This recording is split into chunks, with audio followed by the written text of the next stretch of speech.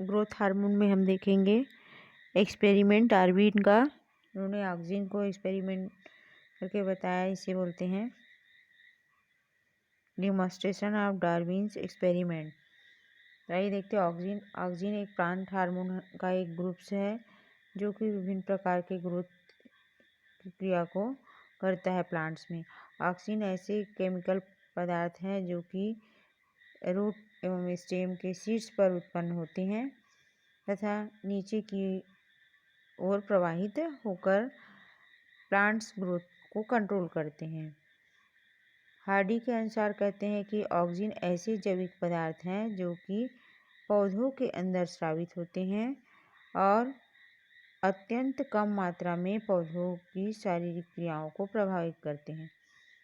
Auxin शब्द का उपयोग सर्वप्रथम गोगल एवं हाइगेनस्मट 1931 में किया था। ऑक्सिन शब्द एक ग्रीक शब्द है से लिया गया जिसका अर्थ है टू ग्रो।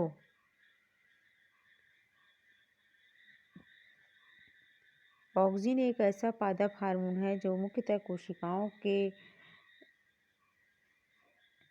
दीर्घीकरण, सेल इलॉन्गेशन या फिर शूट में ग्रोथ से संबंधित होता है। ऑक्सिन ऐसे कार्बनिक पदार्थ है जो कि अल्प सांद्रता में उपयोग करने पर पौधों की जो लॉन्गिट्यूडिनल एक्सिस में ग्रोथ होना शुरू हो जाता है।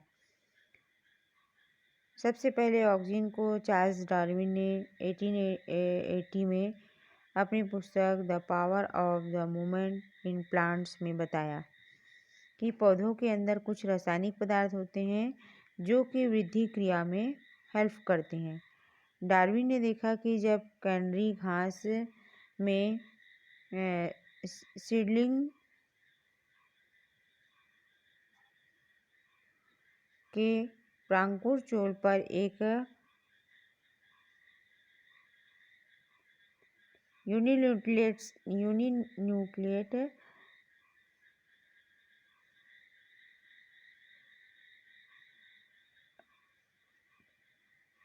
तो देखा कि प्रांकुर चोल पर अग्रभाग पर प्रकाश का एक स्रोत की दिशा में मुड़ जाते हैं। इस प्रकार यह आधार माना गया कि प्रांकुर चोल के अग्रभाग में रासायनिक पदार्थ पाए जाते हैं जो कि उसे लाइट की ओर मोड़ देती है, बेंड कर देती है, जैसे कि चित्र में दिखाई दे रहा है। लाइट जैसे ही पड़ा है, ये देखिए लाइट पड़ने से इस तरह से वो बेंड होती हुई दिखाई दे रहा है हमको।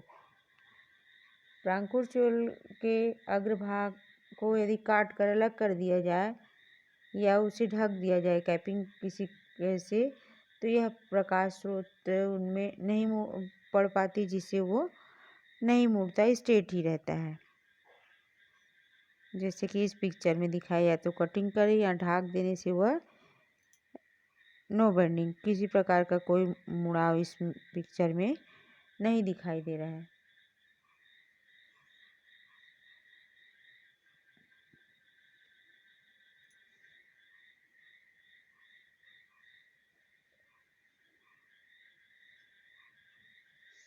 इसी प्रकार पाल का एक्सपेरिमेंट हम देखेंगे। तो पाल ने 1914 और 1909 में अपने प्रयोग में देखा कि जो प्रांकुर चोल के कटे हुए शीर्ष को प्रांकुर चोल से स्टंप के ऊपर एक तरह खिसका कर रखने के बाद भी अंधकार में रखने पर जो प्रांकुर चोल जो होता है बेंड हो जाता है।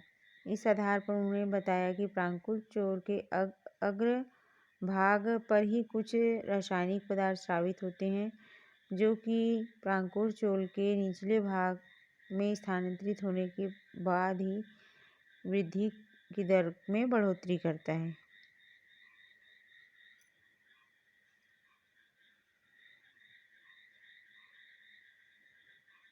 ये इस तरह से दिखाई दे रहा है ग्रोथ में। देखो डार्कनेस हुआ है, यहाँ पर कटिंग दिखाई दे रहा है।